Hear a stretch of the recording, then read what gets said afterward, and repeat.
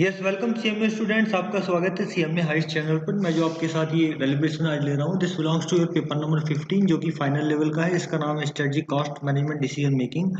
और जो आज का ये क्लास है वो हमारा जो है class number this is our class number 33, right. This is our class number 33. So this 33 number is coming based on the this study notes. That means we have already covered some topics up to class 32. So student who are new on this channel may see those classes to get the benefit. तो अभी हम जो चल रहे थे आपके साथ वो मैं आपको मार्जिनल कॉस्टिंग बता रहा था। मार्जिनल कॉस्टिंग में आपका जो स्टडी नोट 2 में आपकी डिसीजन मेकिंग टेक्निक्स हैं और उसमें प्राइसिंग डिसीजंस हैं। मार्जिनल कॉस्टिंग 2.1 चल रहा था, तो हमने आपकी 40 इलस्ट्रेशन तक अभी कर दिया था। अभी हम आपको 41 नंबर का जो इलस्ट्रेशन है, 41 नंबर का इलस्ट्रेशन है उसको लेके चलूंगा मैं आपके साथ। तो 41 नंबर का जो इलस्ट्रेशन है ये रिलेवेंट कॉस्ट से रिलेटेड है। तो मैंने पहले भी आपको जो रिलेवेंट कॉस्ट से रिलेटेड सवाल कराए हैं उसमें आपने ऑब्जर्व किया होगा कि रिलेवेंट कॉस्ट वो कॉस्ट होती हैं जो कि किसी डिसीजन से रिलेटेड होती हैं, किसी डिसीजन के लिए रिलेवेंट होती हैं। जो कॉस्ट डिसीजन को लेने या ना लेने से कोई फर्क नहीं पड़ता या डिसीजन को लेने के लिए रिलेवेंट है, वही रिलेवेंट मानी जाएंगी, अदरवाइज वो इरिलेवेंट हो जाएंगी। आपने पहले कई सारे सवाल किए होंगे इससे रिलेटेड, ठीक है। तो अभी हम चलते हैं। Chakra limited manufacture mixer grinder. जो मिक्सर ग्राइंडर घरों में यूज होते हैं वो ये बनाते हैं। The manufacture involve an assembly of various part which are proceed in the machine shop and purchase component. वो ये क्या करते हैं कि बहुत सारे कंपोनेंट की असेंबली करते हैं। ये असेंबली जो करते हैं वो मशीन शॉप और परचेज कंपोनेंट्स जो हैं उनको देखते हुए करते हैं। आपकी जो मैन्युफैक्चरिंग जो इनकी इन्वॉल्व होती है वो उसमें उसमें कुछ कंपोनेंट बनाते हैं मैन्युफैक्चरिंग करके मशीन शॉप में, और कुछ परचेज करते हैं और फिर उनको असेंबल कर लेते हैं। The on off switch is presently being purchase from the vendor at 4 रुपए 4.50 ईच, मतलब 4 रुपए 50 पैसे का ये एक ऑन ऑफ स्विच खरीदते हैं जिसकी एनुअल डिमांड 20,000 पीसेस की है। तो अभी इसमें से केवल दो डाटा मुझे रिलेवेंट मिले कि आप एक तो 4 रुपए 50 पैसे का एक आप स्विच खरीदते हैं ऑन ऑफ जिसकी डिमांड 20,000 है। तो ये दो डाटा मुझे मिले। अभी अब जब आप एग्जाम में अटेम्प्ट करें तो आप ये जो रिलेवेंट डाटा आते रहे वो उसको आप कहीं या तो नोटिंग करते रहे कुछ रफ में मतलब पेपर पे ही कच्ची पेंसिल से, जिसको आप मिटा सकते हो। क्योंकि अगर आप सवाल को 2-3 बार पढ़ लिए तो फिर आपका बहुत टाइम वेस्ट हो जाएगा और फिर मुश्किल हो जाएगी। The production manager had put up a proposal 2 month back. दो महीने पहले एक प्रपोजल इसने बनाया था to make the switch in machine shop. तो मशीन शॉप में ये प्रोडक्शन मैनेजर कह रहा था कि हम ये अपना जो है ऑन ऑफ स्विच बना सकते हैं। He suggested that the company would make profit and save taxes on the brought outsources. कह रहे कि ये जो हम बाहर से खरीद रहे हैं ये सामान ऑन ऑफ स्विच, ये हम घर बना सकते हैं अपने, मतलब घर मतलब अपनी कंपनी में जो हमारी मशीन शॉप है उसमें बना सकते हैं जिससे हमें प्रॉफिट हो जाएगा और हम टैक्स भी सेव कर लेंगे जो ब्रॉट आउट आइटम्स है। The costing department was asked to make the estimate for making the item which showed that the cost of making is 4.73। तो जब इन्होंने ये प्रपोजल दिया प्रोडक्शन मैनेजर साहब ने, तो कॉस्टिंग डिपार्टमेंट को कहा गया कि भैया आप अपनी बताओ कॉस्ट कितनी आएगी बनाने की। तो इन्होंने बताया कि हमारी कॉस्ट तो सर 4 रुपए 73 पैसे आएगी। तो इसलिए परचेज डिपार्टमेंट ने क्या किया, purchase department continues to buying the item on the basis of the cost estimate given by them. वही परचेज डिपार्टमेंट ने क्या किया, क्योंकि हम बना पाएंगे 4 रुपए 73 पैसे का, बाजार में वेंडर दे रहा है 4 रुपए 50 पैसे का, तो उन्होंने बाई का ऑप्शन जारी रखा क्योंकि ये तो महंगा पड़ रहा था कॉस्ट एस्टिमेशन के हिसाब से, ठीक है। उसके बाद क्या हुआ, द परचेज डिपार्टमेंट, अच्छा द परचेज डिपार्टमेंट उसको बाई कर रहा था। Recently the vendor has sent a letter requesting the purchase department to grant increase 10% of the 10% minimum पर 10% increase in the price per switch. क्योंकि कह रहा है कि हमारी इनपुट कॉस्ट बढ़ गई है। ये कह रहा है कि हम सर अब आपको 4 रुपए जो 50 पैसे का दे पा रहे थे वो हम 4 रुपए 50 पैसे का दे नहीं पाएंगे क्योंकि हमारी कॉस्ट बढ़ गई है। हम 10% इंक्रीज करेंगे प्राइस में, ठीक है। तो अब नई कॉस्ट क्या होगी, अगर हम परचेज करेंगे बाहर से या वेंडर कितने में सप्लाई करेगा, 4 रुपए 95 पैसे में। ये दिस इज मोर देन 10%। तो आप इसमें अगर 10% करेंगे, इसको प्लस 10% करिएगा तो आपका ये आंसर आ जाएगा, ठीक है। तो 4 रुपए 95 पैसे में आपको मिलेगा। The costing department was once again requested to estimate the cost of making the switches. अब जब ये चूंकि वेंडर कह रहा था कि भाई हम तो महंगा करेंगे अब, तो फिर एक बार कहा गया कॉस्टिंग डिपार्टमेंट को कि भाई अपना फिर कॉस्ट एस्टिमेशन दो, जिससे हम मेक और बाई का डिसीजन ले सकें। The costing department re estimated the cost using the current prices and observe that the cost of making has gone up to the 5.33। अब ये इन्होंने नई कॉस्टिंग की, जब ये 4 रुपये 95 पैसे का देने के लिए राजी था, तो इन्होंने अपनी जब नए प्राइस पे कॉस्टिंग की तो इनकी कॉस्टिंग कितनी आ रही थी, 5.33। ठीक है, फिर क्या हुआ, again purchase department again decided to continue buying. भाई सीधी सी बात है, क्योंकि आप बनाओगे 5 रुपये 33 पैसे का, वेंडर देने को तैयार है 4 रुपये 95 पैसे का, तो हम क्यों क्यों बनाए, बाहर से खरीदेंगे। The estimate prepared by the costing department was as under. तो ये जो कॉस्ट निकाली थी कॉस्टिंग डिपार्टमेंट ने, 5 रुपये 33 पैसे वाली और 4 रुपये 73 पैसे वाली, ठीक है, ये जो कॉस्ट निकाली थी, ये कॉस्ट जो निकाली थी, ये कॉस्ट निकाली थी आपको, ये कॉस्ट निकाली थी इस बेस पे। ये कॉस्ट बता रहे हैं कि इन्होंने कैसे निकाली है ये कॉस्ट। ठीक है, तो ये इन्होंने ऐसे निकाली है। पहले वाली जो आपकी 4 रुपये 73 पैसे जो आ रही थी ये वाली कॉस्ट, और जो 5 रुपये 33 पैसे अब आ रही है, वो इन चीज़ों को लेके निकाली है। डायरेक्ट मटेरियल 40,000 रुपये 48,000, direct labour per our 20,000 22,000, overheads 3 रुपये per hour 30,000 31,500, total current price 90,000 और 1,01,500। Add expected increase 5%, expected increase in 5% in the 4500 तो expected manufacturing cost is 94,500 and 1,06,575। ठीक है, तो ये आपका इन्होंने इस तरह से ये कॉस्ट निकाली थी। और ये जो एनुअल ये जो कॉस्ट है, ये किसके लिए निकली हुई है, ये निकली हुई है 20,000 स्विच के लिए। ठीक है, ये निकली हुई है 20,000 स्विच के लिए ये निकली हुई है। ठीक है, ओके, तो ये क्या चाहते हैं अब आपसे, क्या इसमें एक डाटा और दिया है कि 25% of the overheads are fix. तो ये ओवरहेड इन्होंने यहाँ पे पूरे लिए हुए हैं, ओवरहेड्स 3 रुपये पर आवर के हिसाब से अब्जॉर्ब किए हुए हैं। तो ये क्या है, इसमें इसके 25% फिक्स है, 75% वेरिएबल है। करना क्या है, required do you agree with the decision of buying considering the relevant cost. जो ये अभी बाइंग कर रहे थे और जो बाइंग करने का इनका इरादा है आगे, तो आप क्या उससे सहमत हैं अगर आप रिलेवेंट कॉस्ट को ध्यान में रखें तो। If the cost of making or buying is more or less same, what factor other than cost will influence the decision। फिर ये पूछा कि अगर बाइंग और कॉस्ट जो है लगभग बराबर ही हो, तो दूसरे और फैक्टर क्या हो सकते हैं जो डिसीजन मेकिंग में आपको इन्फ्लुएंस करेंगे या डिसीजन मेकिंग में आपकी मदद करेंगे, या डिसीजन आपका अलग हो सकता है अगर कॉस्ट ऑलमोस्ट सेम आ रही हो। तो बेसिकली ये पूछना ये चाह रहे हैं कि जो इन्होंने कॉस्टिंग की है इसमें कुछ प्रॉब्लम है, ये कॉस्टिंग ठीक नहीं की हुई है। तो आपको यही बताना है कि रिलीवेंट कॉस्ट की कॉन्सेप्ट को ध्यान में रखते हुए आपको बताना है कि क्या ये आपका ठीक है रिलीवेंट कॉस्टिंग जो इन्होंने जिसकी बेस पे डिसीजन ले रहे हैं। तो आप देखो इसमें डायरेक्ट मटेरियल में तो कोई दिक्कत नहीं है, ठीक है, 40,000 and 48,000 both are okay. Direct labour per hour ये भी ठीक है, डायरेक्ट लेबर है। ये जो ओवरहेड है आपका, अब ओवरहेड इन्होंने यहाँ पूरा लिया हुआ है। ठीक है, ओवरहेड में क्या होना चाहिए था इनको यहाँ, इसके जो ये 30,000 है, ये 30,000 पूरा नहीं लेना चाहिए था, क्योंकि 75% ही वेरिएबल है और आपका 25% फिक्स है।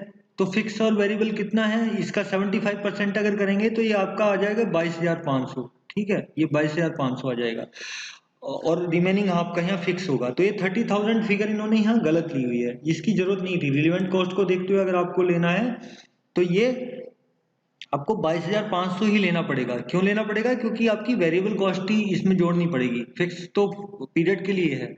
अच्छा, और ये वाला जो आपका 31,500 है, इसके जो दो कंपोनेंट हैं 75% और आपका 25%।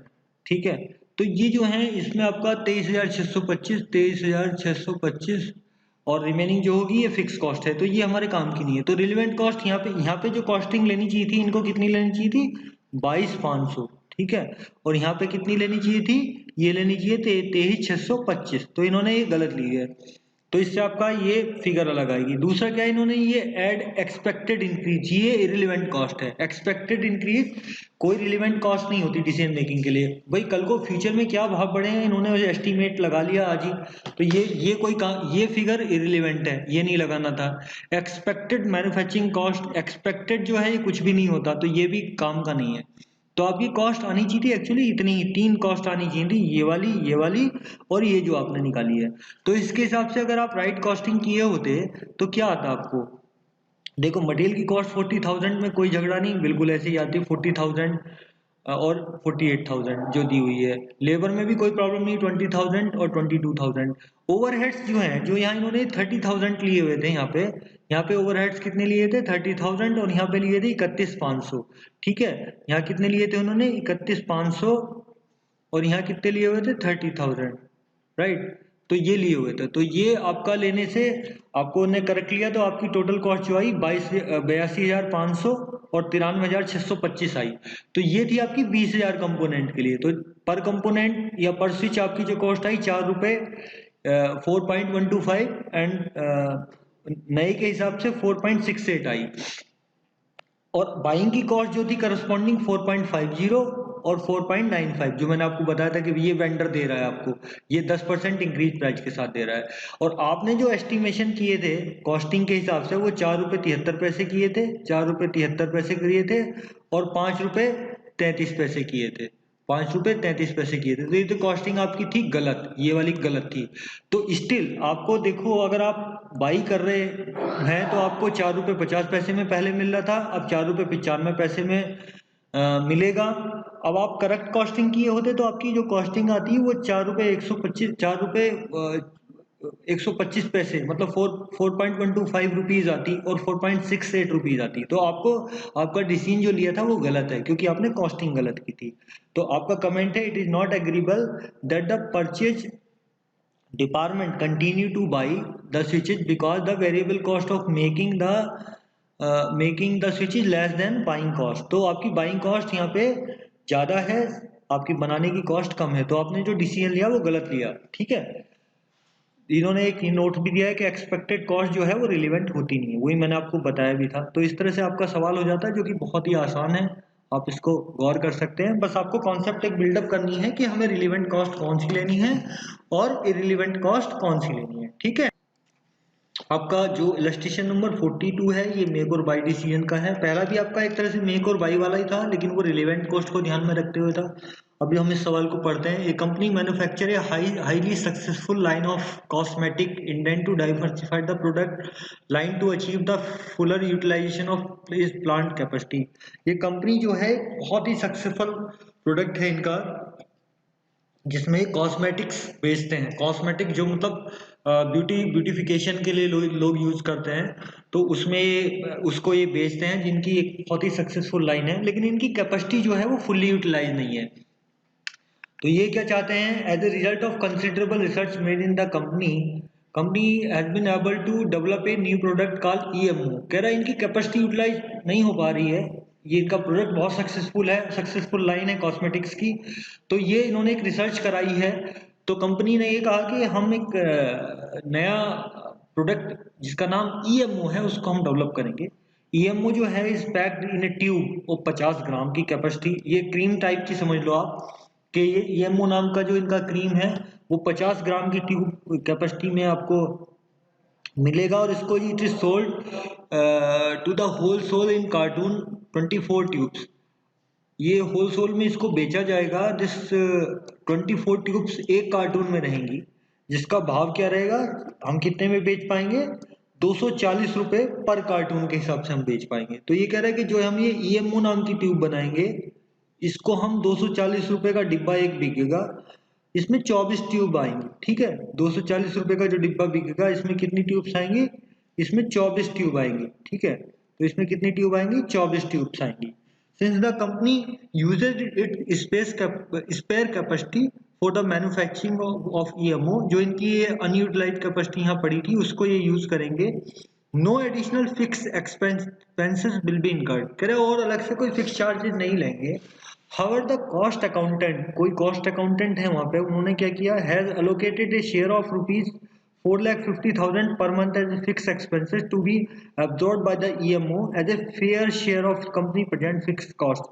कह रहे जो यहाँ हमारे कॉस्ट अकाउंटेंट साहब थे, इन्होंने क्या किया कि जो हमारी फिक्स कॉस्ट थी उसको 4,50,000 के हिसाब से इसमें इसको एब्जॉर्ब करा रहे हैं। ये कह रहे हैं कि ये फेयर शेयर हम इसको एब्जॉर्ब कराएंगे फिक्स कॉस्ट का टू द नए production line for the costing purpose. इन्होंने कॉस्टिंग के पर्पज से ये ऐसा काम किया।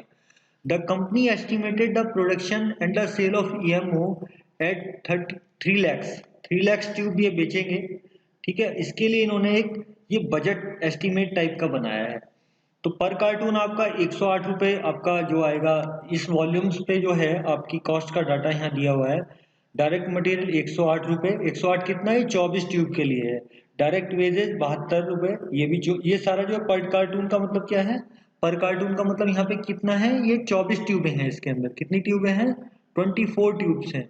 ठीक है, 24 ट्यूब्स हैं इसकी। ठीक है, ओके। ऑल ओवरहेड्स 54 रुपीज के हैं। टोटल कॉस्ट जो है इसकी कार्टून की आ रही है 234 रुपये, 234 रुपीज की आ रही है। और ये कितने में बेच रहे हैं, 240 रुपये में बेच रहे हैं। After a detail market survey the company is confident the production and sale of the EMO, जो ये नई क्रीम थी इनकी, नया जो ये ट्यूब बना रहे थे, can be increase to a 3,50,000 empty tubes. कह रहा है ये जो है आपकी कंपनी एक कॉन्फिडेंट है कि इसकी जो सेल है वो 3,50,000 तक एम्पलीट्यूड तक बढ़ाई जा सकती है। The cost of empty tube purchase from the outside will result in saving 20% in the material cost and 10% in the direct wages and variable cost of EMO। मतलब ये हुआ कि जो आपका ये कह रहा है कि ये जो हम देखो, ये क्रीम में क्या है, एक तो ट्यूब है और एक उसका कुछ मटेरियल होगा, क्रीम इसके अंदर भरते होंगे ये। ठीक है, तो ये जो ट्यूब बिकती होगी, इस ट्यूब का मैं जो ये कह रहा है कि जो ये अगर हम ये ट्यूब बाहर से खरीद लें, ये ट्यूब बाहर से खरीद लें खोखा इसका, तो इससे हमें कितना फायदा होगा, 20% तो मटेरियल का फायदा होगा और 10% आपका लेबर का और वेरिएबल ओवरहेड का फायदा हो जाएगा। ठीक है, ये फायदा हो जाएगा इसकी कॉस्ट का। तो यानी कि इस ट्यूब की कॉस्ट कितनी पड़ रही होगी हमें, इस ट्यूब की कॉस्ट पड़ रही होगी या मतलब जो हम बना रहे होंगे उसमें हमारी कितनी कॉस्ट आ रही होगी, 20% ऑफ मटेरियल के टोटल कॉस्ट की और 10% ऑफ लेबर की और 10% वेरिएबल ओवरहेड की, जो भी कॉस्ट आ रही होगी, यानी कि उस कॉस्ट पे हम इसको बना रहे होंगे। ठीक है, the price at with the outside firm is willing to supply the empty tube is ₹1.35 per empty tube. तो बाहर की जो कंपनी है वो हमें कितने रुपए में ट्यूब देने के लिए राजी है, ₹1.35 के हिसाब से। If the company desire to manufacture the empty tube in excess of 3 lakhs, a new machine involving the additional fix overhead ₹30,000 per month will have to be installed. ठीक है, तो ये इन्होंने बताया है कि हमें क्या क्या करना है। अगर हम 3,50,000 से ऊपर जाएंगे या 3 लाख से ऊपर जाएंगे तो हमें एक नया जो है 3 लाख से ऊपर जाने में हमें क्या चाहिए, एक नई मशीन लगानी पड़ेगी जिसमें आपकी एडिशनल कॉस्ट आ जाएगी, फिक्स कॉस्ट 20 या फिक्स ओवरहेड तो 30,000 पर मंथ की। तो ये इन्होंने डाटा दिया था। अब करना क्या है, हमें करना क्या है, देखिए करना है required state by showing the working whether your company would make or buy the empty tube at the three volumes of the production EMO, namely 3,50,000 and 4,50,000 tubes। कह रहा है कि आप ये बताओ कि वर्किंग दिखाते हुए कि आपको बनाना चाहिए या खरीद लेना चाहिए ट्यूब्स को इन वॉल्यूम्स पे। एक तो ये काम करना है, at what volume of the sale it will be the economical for the company to install the additional equipment for manufacturing of empty tube. कह रहा है कि अगर हम जैसे वो कहते हैं ना कि 3 लाख से ऊपर अगर जाओगे तो आपको एक नई मशीन लगानी पड़ेगी। तो ये कह रहा है कि किस वॉल्यूम पे हमें जाके ये बेनिफिशियल होगा कि हम मशीन लगाएं और बनाने लगें। और तीसरा काम क्या करना है, evaluate the profitability on the sale of EMO at each of the aforesaid 3 level of output based on your decision and showing the cost of empty tube as separate element of cost। ठीक है, तो कह रहा है कि अब आप इसमें आप इवेलुएट कर दीजिए प्रॉफिटेबिलिटी को, जिसमें एम्प्टी ट्यूब को आप एक सेपरेट कॉस्ट एलिमेंट मान के इवेलुएट करिए इसको। ठीक है सर, तो ये कहना चाहता है। अब मैं आपसे एक बात बताना चाहता हूँ कि ये जो डाटा दिया हुआ है ये आपका कार्टून का डाटा दिया हुआ है। ठीक है, तो पहले तो आप इसको पर यूनिट में निकाल दीजिए। तो इन्होंने जैसे निकाला है यहाँ पे, क्योंकि आपकी पर ट्यूब 24 ट्यूब आ रही हैं, ये दिया हुआ है। ठीक है, पहले मैं फर्स्ट जो क्वेश्चन है इसको आंसर कर रहे हैं हम। तो इसमें 24 ट्यूब्स हैं, तो पर ट्यूब का कॉस्ट डाटा डायरेक्ट मटेरियल 108 को आप डिवाइड कर दीजिए 24 से, तो 4.50 आ जाएगा। डायरेक्ट वेजेस को आप डिवाइड कर दीजिए, डायरेक्ट वेजेस को आप डिवाइड कर देंगे 72 से, तो 3 रुपये आ जाएगा। अब वेरिएबल ओवरहेड जो हैं आपके, वेरिएबल ओवरहेड जो हैं आपके, ये आपके 54, ठीक है, 54 डिवाइडेड बाई 24, और ये -4,50,000 और 3 लाख का ये क्या है, ये मैं आपको बताता हूँ। ठीक है, ये मैं बताता हूँ आपको। देखो, जो ये आपके ओवरहेड हैं 54 रुपए, जो 24 ट्यूब्स के ओवरहेड हैं, इसमें फिक्स और आपके वेरिएबल दोनों है। ठीक है, फिक्स और वेरिएबल दोनों है। यहाँ पे आप देखो, ये 54 रुपए जो है, इसमें कौन कौन सा है कंपोनेंट है, फिक्स भी है प्लस वेरिएबल भी है। तो इन्होंने जो किया होगा, ये 54 डिवाइडेड बाई कितना 24, तो ये तो एक ट्यूब का आ गया। माइनस हमें चाहिए बेसिकली वेरिएबल, हमें फिक्स का लेना नहीं है। तो वेरिएबल को निकालने के लिए जो फिक्स है वो घटाने पड़ेंगे। अब फिक्स कैसे निकालेंगे? फिक्स आपने, जो अकाउंटेंट साहब थे, कॉस्ट अकाउंटेंट जो थे, उन्होंने क्या किया था, 4,50,000 का जो फिक्स एक्सपेंडिचर है वो आपको 3 लाख ट्यूब्स में एब्जॉर्ब करा दिया था। ठीक है, तो ये वाला कंपोनेंट एक का कितना होगा, मतलब एक ट्यूब का भाई 4,50,000, इन्होंने 4,50,000 जो थे फिक्स कॉस्ट एब्जॉर्ब कराई थी 3 लाख यूनिट में फिक्स। तो एक यूनिट की कितनी हो गई, एक यूनिट की ये आ जाएगी, और ये आपकी टोटल है, तो इससे आपके वेरिएबल कॉस्ट निकल जाएंगे। तो 54 डिवाइडेड बाई, तो ये कितनी आएगी, 54 डिवाइडेड बाई 24 क्या आएगी, 2.25, और ये कितनी आ जाएगी 1.5, तो ये कितना हो जाएगा, दिस विल 0.75, यानी कि आपके जो वेरिएबल ओवरहेड है पर ट्यूब वो कितने होंगे, 75 पैसे। ठीक है, तो इस तरह से ये 75 आपका, यहाँ ये 0.75 आपका आ गया। तो इससे आपकी टोटल कॉस्ट ऑफ ट्यूब आ जाएगी ये वाली 8 रुपये 25 पैसे। अच्छा, अब देखो क्या है, जो ये कंपनी बना रही है, ये जो कॉस्ट है ये टोटल कॉस्ट है, इसमें क्रीम भी है और ट्यूब भी है। ठीक है, इस वाले में आपका क्रीम भी है और ट्यूब भी है इस वाले टोटल कॉस्ट में। अब ये ट्यूब की कॉस्ट 0.9, 0.3, 0.07, ये कहाँ से लिख दिया, देखो ये लिखा हुआ है यहाँ से। ये कह रहा है कि अगर आपने empty, the cost of empty tube purchased from the outside market will result saving in 20% in the material and 10% in the wages and 10% variable overhead of EMO. मतलब ये कह रहा है कि अगर हम बाजार से खरीदते हैं ये एम्प्टी ट्यूब, तो हमें कितने की सेविंग हो जा रही है, 10% ऑफ मटीरियल, 20% ऑफ मटेरियल की, 10% इन इनडायरेक्ट वेजेस की, सॉरी 10% डायरेक्ट वेजेस की, और 10% वेरिएबल ओवरहेड की। तो यानी कि हमारी कॉस्ट कितनी आ रही होगी भाई, ये जब हम कोई चीज बना रहे हैं, मान लीजिए आप देखो कि मैं ये चीज बना रहा हूँ, मैं ये चीज कोई बना रहा हूँ, इसकी कोई कॉस्ट है मान लो एक्स, अब मैं इसको बाहर से खरीद लेता हूँ। ठीक है, तो ये कितनी बचेगी, ये एक्स ही तो बचेगी मुझे। तो वो एक्स कितनी है, 20% in material, 10% in direct wages and variable overhead, मतलब 10% इन वेजेज और वेरिएबल। तो 10% वेजेज और वेरिएबल की बचेगी और 20% मटेरियल की बचेगी। तो देखो, जो एम्प्टी कॉस्ट, एम्प्टी ट्यूब की कॉस्ट है, ये ट्यूब जो है, एम्प्टी ट्यूब जो है उसकी जो कॉस्ट है, ये 20% तो हमें मटेरियल में सेविंग हो रही है, यानी कि हम 20% जो है इसका यूज कर रहे होंगे मटेरियल में, है ना। तो इसकी मटेरियल हम कितने का लगा रहे होंगे, 20% का। तो 4.5 को आप 0.20 से मल्टीप्लाई कीजिए यहाँ पे, तो आपका ये आंसर आ जाएगा इंटू 0.20। ठीक है, तो आप इंटू 0.20 करेंगे तो आपका कितना आ जाएगा, ये 0.9 आ जाएगा। ठीक है, सिमिलरली यहाँ तो आपको पता है, इसमें तो कुछ नहीं करना, इसमें 0.1 की गुणा कीजिए, 10% है, और इसमें भी 0.1 की गुणा कीजिए।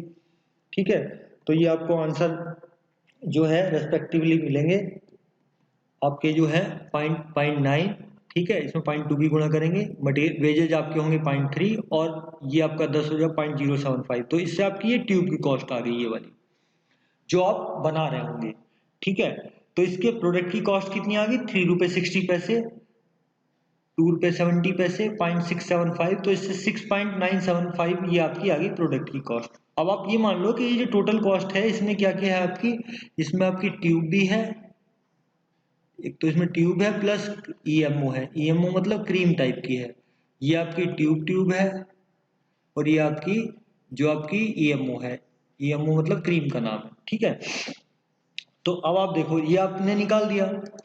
अब ये क्या कह रहा था आपका पहला सवाल कि state showing working whether company should make or buy empty tube at each of the 3 volumes, 3 volumes पे बताना है।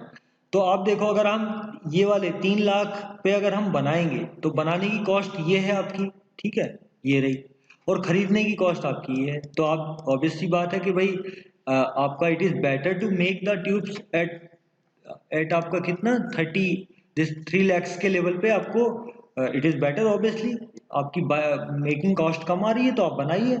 लेकिन वो क्या कह रहे थे सर, वो कह रहे थे कि भाई आपको 3 लेवल पे बतानी है, 3 लाख वाले लेवल पे तो मैंने निकाल ली, अब 3,50,000 और 4,50,000 के लेवल पे और निकालूंगा।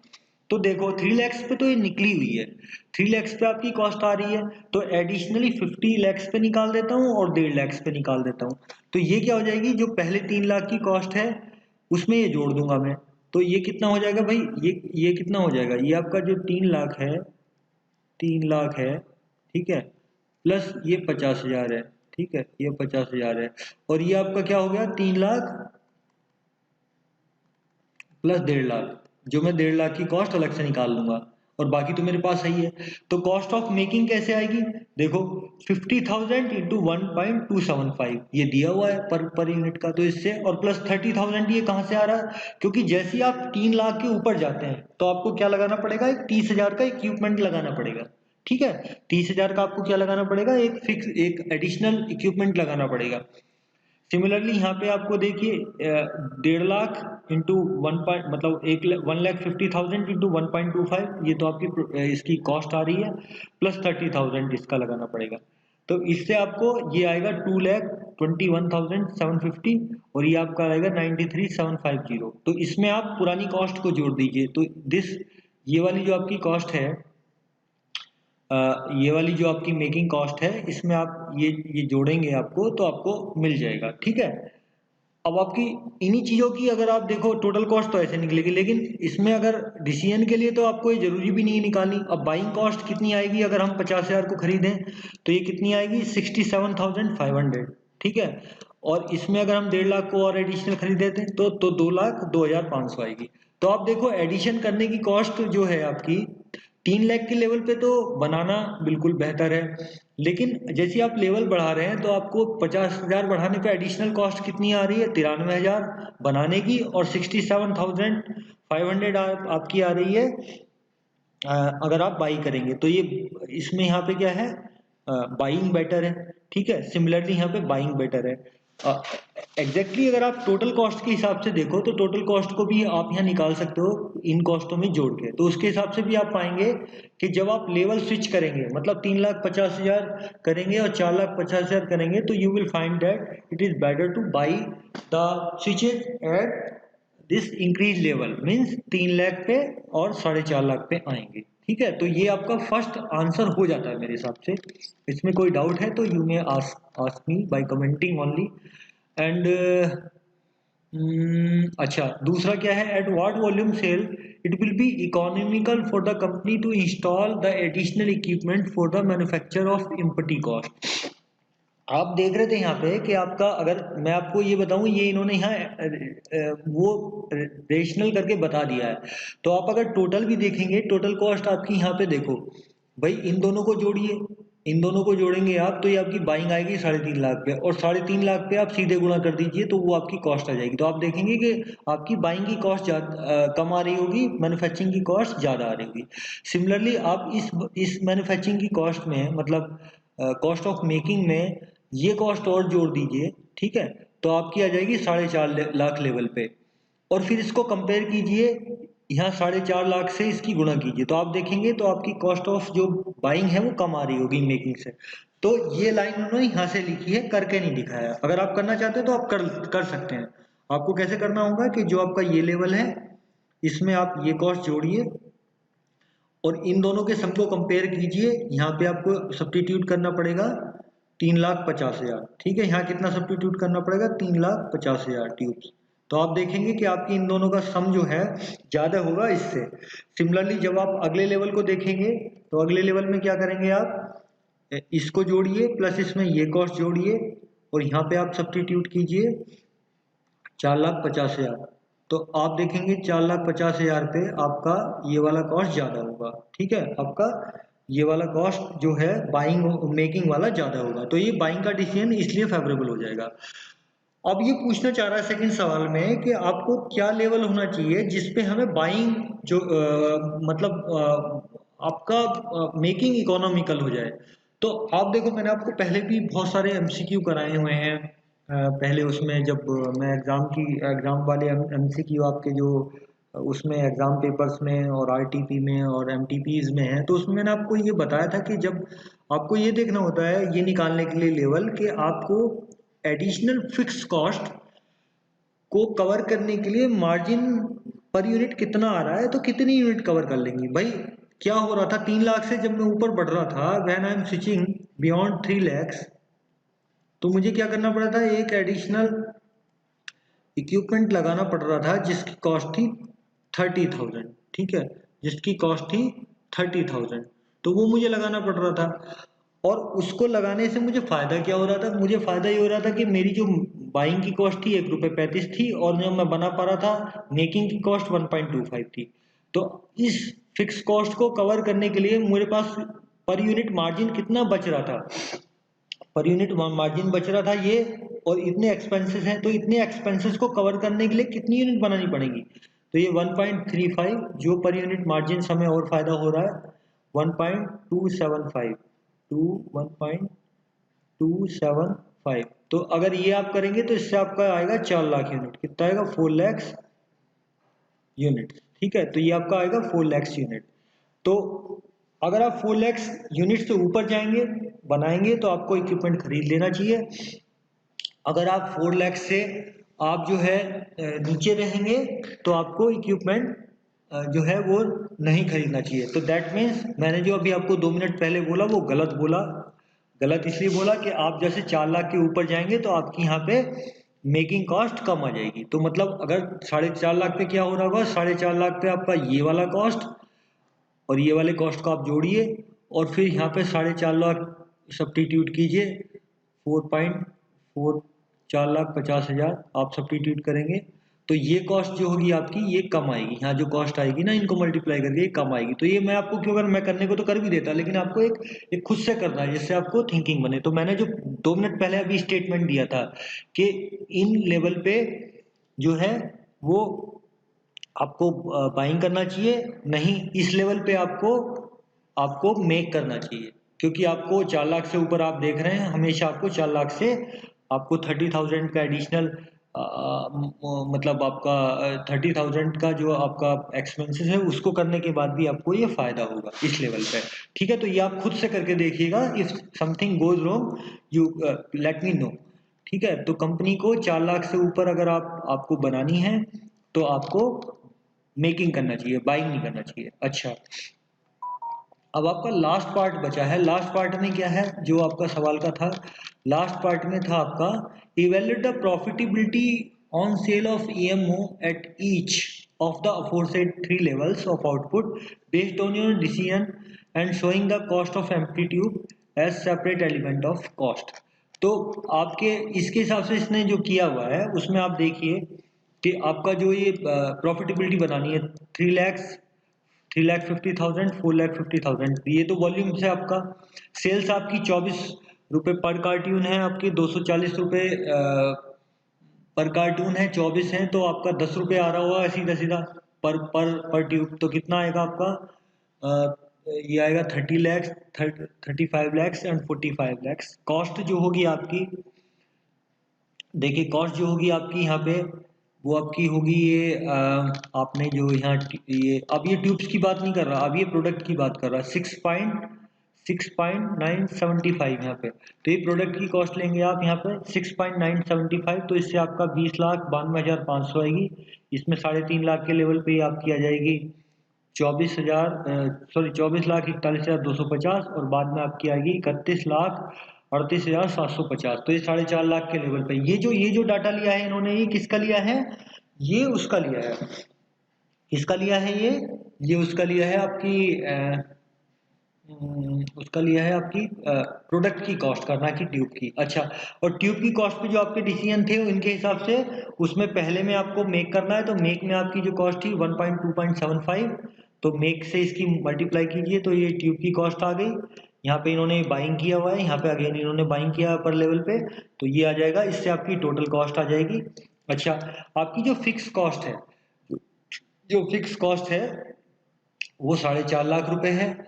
यहाँ पे आपकी भी 4.5 लाख रुपए है, और यहाँ पे भी आपकी 4.5 लाख रुपए है। ये क्यों चेंज नहीं हो रही? क्योंकि अब आप यहाँ एडिशनल इक्विपमेंट खरीद नहीं रहे, तो ये फिक्स ही रहेगी तीनों के केस में। ठीक है, टोटल कॉस्ट आपकी आ जाएगी, इन तीनों को जोड़ दीजिए, this one plus this one plus this one, और आपका जो सेल्स है उसमें से घटाएंगे तो आपकी प्रॉफिटेबिलिटी आ जाएगी। आई बिलीव इसको आप समझ सकते होंगे मेरे हिसाब से, इसमें कोई दिक्कत नहीं है। थोड़ा सा एक्सपेरिमेंट आपको करना है तो आप यहाँ पे करके देख सकते हैं, वो नॉलेज के लिए अपनी। अदरवाइज आप इस सवाल को ऐसे भी कर सकते हैं जैसे इसमें कराया हुआ है। ठीक है, अब मैं आपको चलता हूँ अगले सवाल पे लेके, क्योंकि अभी हमारा अगला सवाल है इलस्ट्रेशन नंबर 43, इवैल्यूएशन स्टेटमेंट। ठीक है, JAD Limited manufacture a range of the product which it sell through a manufacturer agent to whom it pay the commission of 20% on the selling price of the product। कह रहा है ये बहुत सारे product बनाते हैं JAD Limited, ये अपने प्रोडक्ट को सेल करते हैं मैन्युफैक्चर का जो एजेंट है, जिसको ये कमीशन पे करते हैं 20% ऑफ सेलिंग प्राइस का। It's budgeted profit and loss 87 के लिए दिया हुआ है, बजटेड प्रॉफिट और लॉस इसका दिया हुआ है। ठीक है, तो सेल्स इसकी कितनी है? 22,50,000 रुपए, 22,50,000 इसकी production cost, prime cost and variable overhead दिए हैं। प्राइम कॉस्ट में क्या होता है? Labour plus material. ये प्राइम कॉस्ट है, आपको कॉस्ट के हर एक कंपोनेंट का पता होना चाहिए। ये प्राइम कॉस्ट क्या है, इसमें क्या क्या होगा? मटेरियल प्लस लेबर, इसको कहेंगे प्राइम कॉस्ट, और आपका वेरिएबल ओवरहेड ये दिया हुआ है। इसके बाद इसका फिक्स ओवरहेड दिया हुआ है, तो इससे आपकी ये टोटल कॉस्ट आ रही है। ठीक है, इन दोनों को जोड़ेंगे, फिर आपका ये 11,50,000 जो है आपका, ये क्या आ रहा है? ये आपका मेरे हिसाब से इन दोनों का डिफरेंस है। ठीक है, ये आपकी ये कॉस्ट है आपकी, ये वाली, और ये डिफरेंस है। इसके अलावा सेलिंग कॉस्ट आपने दी हुई है मैन्युफैक्चर के एजेंट को, जो ये पे करते हैं 20%, इसका 20% है। आप अगर देखेंगे तो ये 20% होगा इसका। ठीक है, 20% होगा। इसके बाद सेल ऑफिस के एक्सपेंसेस हैं 20,000 रुपये। इसके बाद ये सेलिंग के खर्चे आ गए, सेलिंग एंड S&D जिसको बोलते हैं, तो इसमें ये आपके 47,000 आ गए, सॉरी 4,70,000 आ गए। इसके बाद आपका ये बचा, और फिर एडमिनिस्ट्रेशन कॉस्ट इसमें से घटाएंगे तो आपका 3 लाख है, तो आपको जो प्रॉफिट हो रहा है 3,30,000 हो रहा है। ये अभी की सिचुएशन इन्होंने बताई हुई है, ये जो जिसके थ्रू ये अपना जो मैन्युफैक्चर का एजेंट है उसके थ्रू प्रोडक्ट बेच रहे थे, तो इनको 3,30,000 का प्रॉफिट हो रहा था। Subsequent to the preparation of above budgeted profit and loss statement, the company is faced with a demand from its agent to increase the commission to 22% on the selling price।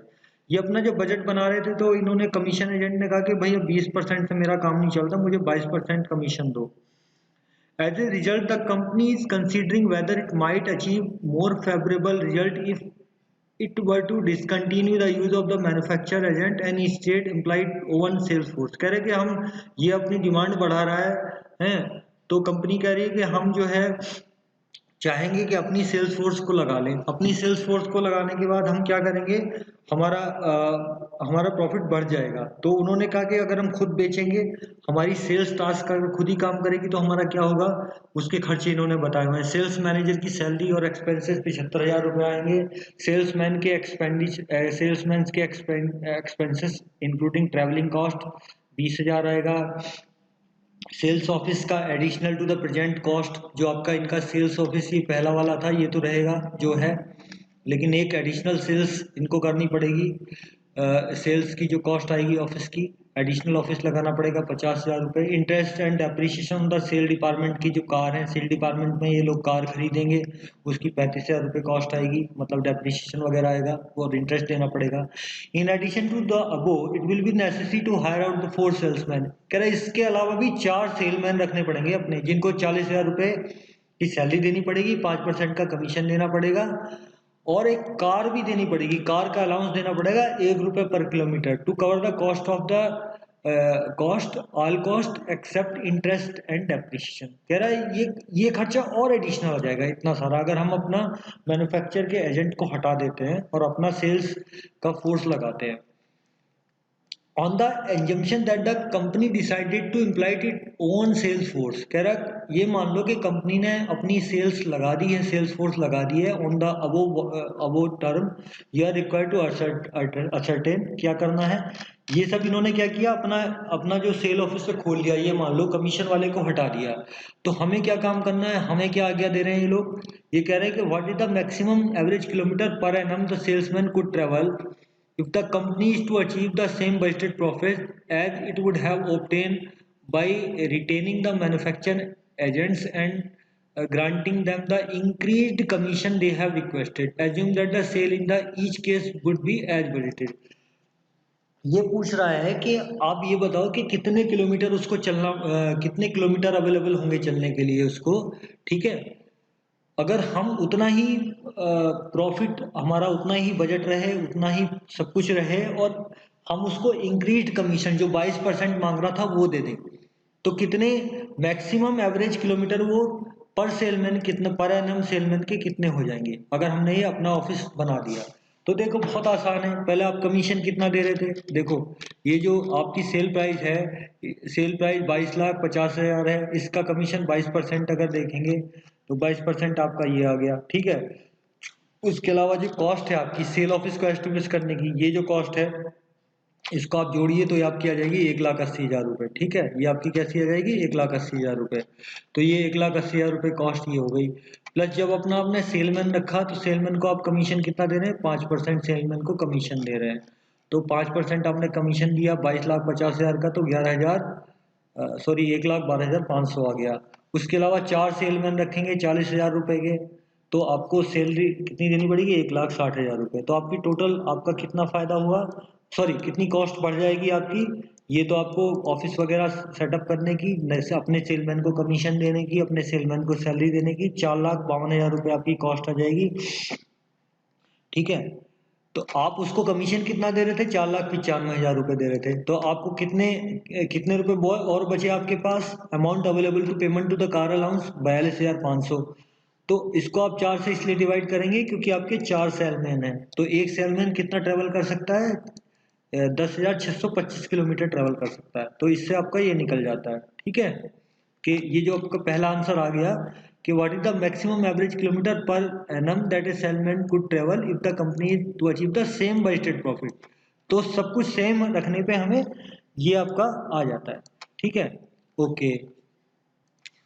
दूसरा सवाल क्या पूछ रहे हैं, at what level of the sale output, what level of sale would the original budgeted profit be achieved if the salesmen were travel to an average 1,400 km per annum? Assume that the all assumption inherent in the budget were maintained। कह रहा अगर हम salesman को 14,000 kilometre चलाएं तो कितना budget, आपको budgeted profit कितना होगा ये बताना है। तो देखो आपका सेल जो है 22,50,000 है, वेरिएबल कॉस्ट आपकी मटेरियल की जो दी हुई है, मटेरियल की कॉस्ट आप यहाँ से उठा लो, ये रही मटेरियल की कॉस्ट, कहाँ दी है, ये वाली दी थी ना, ये वाली, ठीक है। 7,87,000 आपने ये यहाँ से उठा ली। इसके अलावा कमीशन आप 5% देंगे आप, तो 5% कमीशन आपका आ रहा था 11,250 ही आपने यहाँ भी निकाला था, 1,12,250, 1,12,250, तो इन दोनों को जोड़ेंगे तो कितना आएगा 90,000।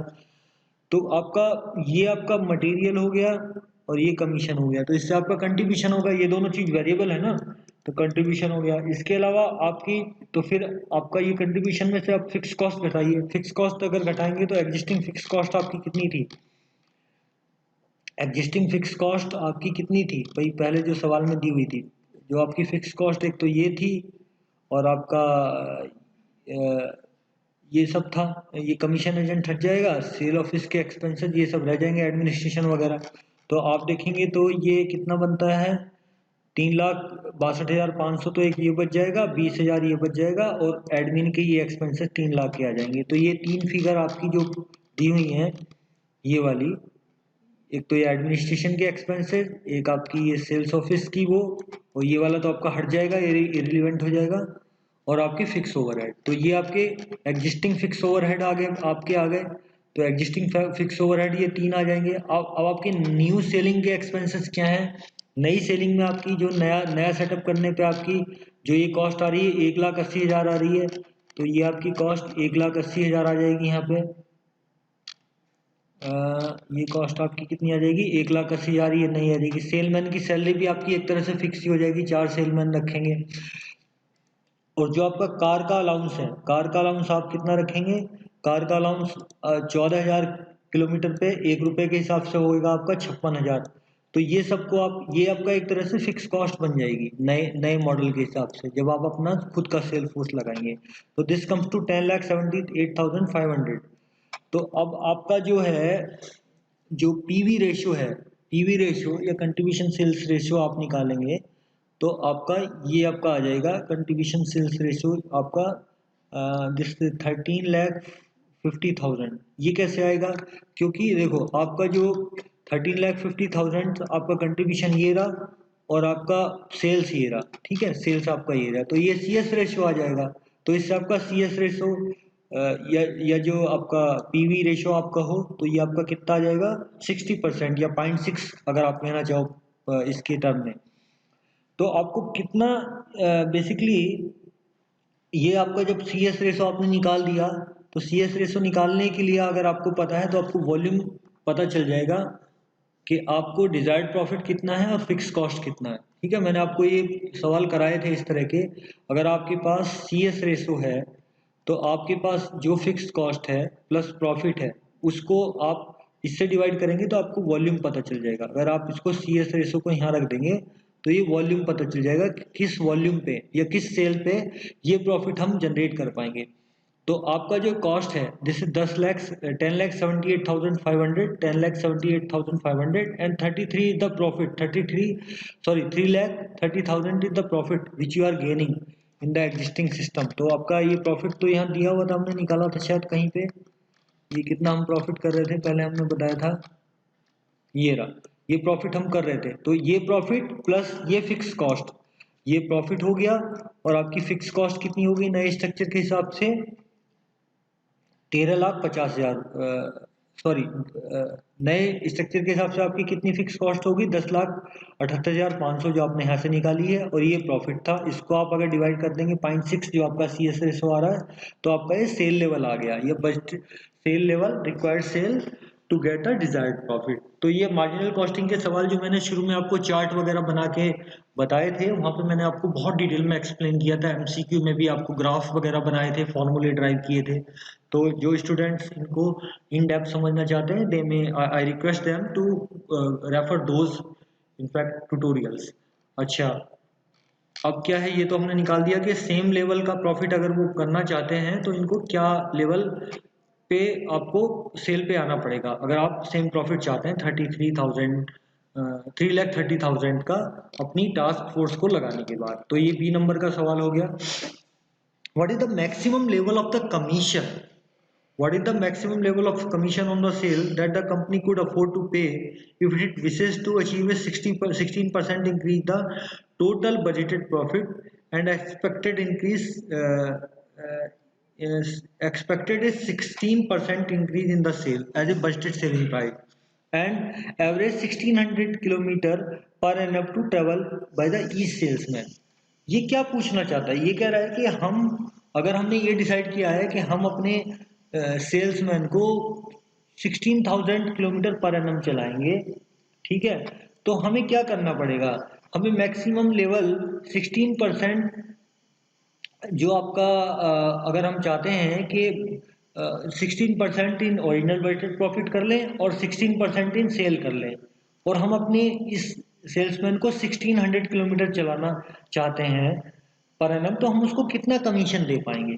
ठीक है, तो ये भी ऐसे सिंपल हो जाएगा। ये तो सवाल को उलटना पलटना है। देखो आपका सेल्स जो है वो 22,50,000 पहले है, आप उसमें 16% का इंक्रीज चाहते हैं, तो 116/100 हो जाएगा, या 1.16 से गुणा कर दीजिए सीधे, तो आप इसको कर सकते हैं। आप शॉर्ट में भी हमेशा कभी भी ना कैलकुलेशन को बड़ा मत कीजिए। जब भी आप सवाल करते हैं ना, कि अगर कोई कह रहा है 16% है, तो आप कुछ मत कीजिए, 1.16 से इसको मल्टीप्लाई कर दीजिए, तो आपको ये आंसर आ जाएगा। सिमिलरली आपकी वेरिएबल कॉस्ट भी बढ़ेगी। जब आपका भाई फिक्स आपका सेल्स वॉल्यूम बढ़ रहा है, तो वेरिएबल कॉस्ट भी बढ़ेगी आपकी। ठीक है, तो वेरिएबल कॉस्ट इतनी हो जाएगी आपकी, तो इससे आपका कंट्रीब्यूशन आ जाएगा वेरिएबल कॉस्ट में को घटाने के बाद। सेल्स माइनस वेरिएबल कॉस्ट जब करेंगे तो आपका कंट्रीब्यूशन आ जाएगा। ठीक है, तो ये आपका कंट्रीब्यूशन आ गया। Fixed cost other than car allowance, तो देखो ये हमने क्यों किया, क्योंकि हम अब कार अलाउंस, पहले हम जो था ये कार अलाउंस था 14,000 किलोमीटर पे। ठीक है, हमने जो निकाला था, अब हम चलाना चाहते हैं 16,000 किलोमीटर, तो पहले हम ये जो 14,000 वाला इसमें से घटा देंगे। ठीक है, यहाँ से निकाल देंगे, तो इसमें से कार हट जाएगी, कार का अलाउंस, और फिर कार के अलाउंस को हम अलग से घटा देंगे।